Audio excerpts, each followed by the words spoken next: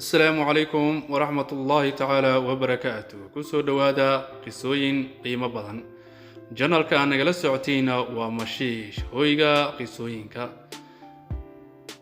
قصدنا ما أنت وحاي دعدي مدكسو وريكتي سديد بقول أوسانو حلي جاسنا وحا جرينين بقر ولقو مقعاوي جري ريتشارد وان دالكا إنجليزكا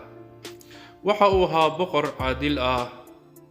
مصلحة أمتنا كشقيو dadkuna aad iyo aad ay u jecel yihiin. kadib boqorkii waxa uu damcay jeesh xoog badan asoo wato in uu aado dagaalkaas oo in muddo ah oo ku maqnaan doono. waxa uu ugu tagay booskiisii nin kale oo hawshiisii wado, laakiin waxa uu ahaa ninkaas nin aad iyo aad u xun, dadka dhibo, xoolahooda dhaco aana u tirin. arrintaasi waxaa ka gadooday ama ka diriray dhalinyaro badan, kuwaas oo duurka u farxaday, duurkana galay in ay jabhadeeyaan awgeed. raggaasi duurka galayna waxaa ku jiray nin lagu magacaabi jiray Robin Hood oo dhalinyaro ahaa, dadkuna aad iyo aad u jeclaayeen. tiimkaasna asaga wuxuu ahaa hogaamiyo. maalinba qof ka mid dadkii magaalada deganaa oo dib loo geystay ayaa soo cararayay, duurkana soo aadayay. maalin ayaa waxaa dhacday Robert Hood in loo sheegay nin aan la aqoon in uu duurkii soo galay, inuu jaajuus yahay iyo in uu nin soo gastay yahayna lama garanaynin. Robert Hoodna waxa uu aaday ninkii, haddii uuna la kulmay waa nin oday ah oo dhalinyaro ah. halkaas ay xarbi ka bilaabeen. kadib waa ay sheekaysteen. waxa uuna ogaaday in uu yahay nin ka soo cararay dhibkii magaalada ka jiray. kadibna ninkii waxa uu ka mid noqday tiimkii duurka ku jiray oo hogaaminayay Robert Hood. maalinkaasna Robert Hood waxa uu soo hoyday nin geesi ah, hogaamiye ah, aad iyo aad u wanaagsan ayaa u soo hoyday. waxa uuna ka dhigtay la taliye, waxa uuna u ahaa dadka oo u kalsoon yahay. dagaaladii ayay wadeen, weeraro badan ayay qaadeen. maalin ayaa waxaa la yidhaahday magaalada waxaa la qabanayaa tartan weyn oo shiishka fallaaraha. Robert iyo tiimkiisiina waxa ay ku sheekaysteen bal in ay aadaan meeshaas oo ay ka qayb galaan fallaarahaas, tartankaas ay ka qayb galaan ayaga oo isqarinayo. kadibna Robert iyo ninkii u imaaday ee hogaamiyaha ahaa iyo rag kale waxa ay aadeen meeshii uu ka jiray tartankii. waxaana fadhiyay boqorkii kusimaha ahaa iyo gabadh uu dhalay. gabadhaas oo Robert yaraantiisii ay is yaqaaneen, saaxiibay ahaan jireen, ayna is jeclaayeen. laakiin duruufihii iyo dagaaladii Robert iyo gabadha aabaheed dhex maray ay ku kala tageen. raggii fallaaraha ridayay oo meelaha shiishayay waxay ahaayeen niman aan liifka si fiican u aqoonin, laakiin nin waxaa ku jiray nin kusimaha meesha ay qaraabo yihiin oo shiishka aad iyo aad ugu dheereeyo. wiilashiina waxa ay ka qayb galeen tartankii ayaga oo isqarinayo. tartankaasna waxaa ku guulaystay Robert Hood, waxaana la siiyey fallaar dahab ah oo dadka dhex taalay. laakiin fallaartii waxa uu ku wareejiyey gabadhii amiiradda, wayna ka gudoontay ayada oo faraxsan, lana dhacsan shiishkiisa iyo kartidiisa.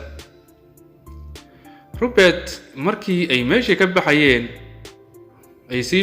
ayaa waxaa ogaaday ninkii boqorka kusimaha oo qaraabada ahaayeen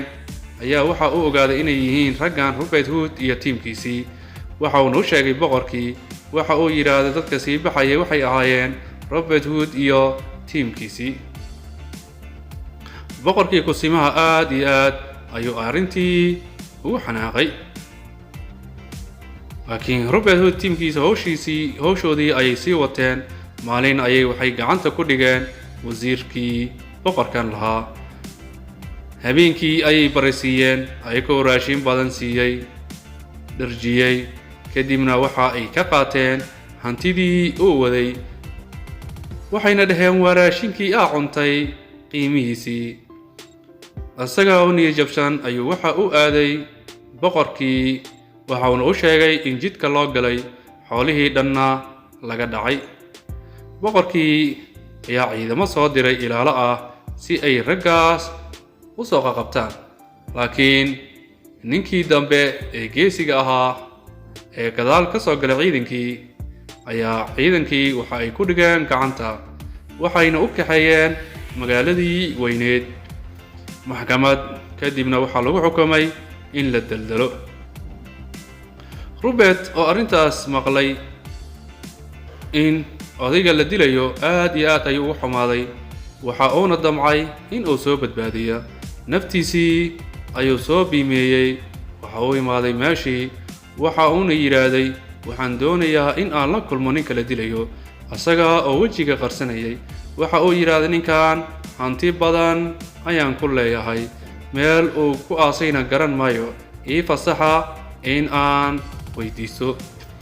way ka oggolaadeen oo waxa ay yiraahdeen la kulan waxa uu ka jaray xariggii wuxuuna iska feeday maradii uu isku qarinayay waxa uuna yiraahday waad ku mahadsantihiin haddiiba aad ii oggolaateen in aan la kulmo meesha dadweynaha meesha isu imaadayna waxa ugu qarsanaa tiim kale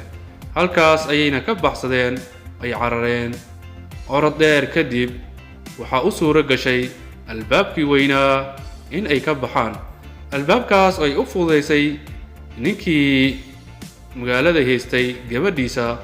oo aad iyo aad ugu xumeed dhibaatada oo dadka ku hayo na jecleedna Robert Hood markii ay bannaanka u soo baxeen ay ogaadeen ciidamadii waxa ay damceen in ay buriyaan mar ay buriyeen oo ay soo qaban rabaan ayaa waxaa ka hor yimaaday nin dhar madow wato faras aad iyo aad u madowna wato waxa uu kala dhex galay raggii la burinayay iyo ciidankii burinayay isaga iyo ciidankiisii waxa uu yiraahday istaaga haddii aydan dib u noqon seeftaydan ayaan idinkaga shaqaynayaa arrintaasi markay dhacday abaanduulihii ciidankii raggan bursanayay waday dib ayuu u noqday ninkiina waxa uu ku leexday u jeestay Robert Hood ayaga oo la yaaban ninkan badbaadiyay waxa uu yahay meesha uu ka yimaaday ninkiina waxa uu ku noqday boqorkii soo diray waxa uu yiraahday raggii maxaa u soo qaban weysay waxa uu yiraahday intaan soo qaban nin dhar madow wato oo dheer faras madow wato ayaana soo kala dhex galay ciidanna wato waxa uu yiraahday haddii iidan joogsan waa idin leynayaa boqorkii arrintaas markii loo sheegay waa uu naxay oo waxa uu yiraahday ma nin faras madow oo dhar madow wata ahaa alla waa boqorkii oo soo noqday aad iyo aad ayuu naga naxay arrintaas Robert iyo tiimkiisii iyo ninkii badbaadiyeyna waxay isla tageen duurkii meeshii ay ku direen boqorkii ninkii badbaadiyey ayaa waxa uu ku yiraahday aniga waxaan ahay boqorkii in muddo 10 sanana waxaan ku maqnaa dagaaladaas ayaan ku maqnaa markii aan soo dhawaadayna waxa aan maqlay cadaalad darrada iyo dhibaatada meesha ka jidho markii aan shacabkii wareystayna waxaa la ii sheegay Robert Hood tiimkiisa in ay yihiin dad naxariis badan una gargaaray ummadii waxaana aad iyo aad ugu xumahay in aan uga tago magaaladii iyo meeshii aan xukumayay nin jaa'ir ah oo dhib badan oo islaamka dadkii dhibay kadibna ninkii waxaa laga wareejiyay xilkii waxaana loo dhiibay hawshii Robert Hood oo u noqday gacan yare boqorkii ayuu u noqday hawshiina sidaas ayuu ula wareegay dadkiina uga nabad galeen dhibkii uu ku hayay ninkii hore halkaas ayaan qisadeena maanta inoogu eedeshahay waa inoo qiso dambe insha Allah taala biidnillahi kariim sidoo kalena haddii aad ka heshay qisada like subscribe ka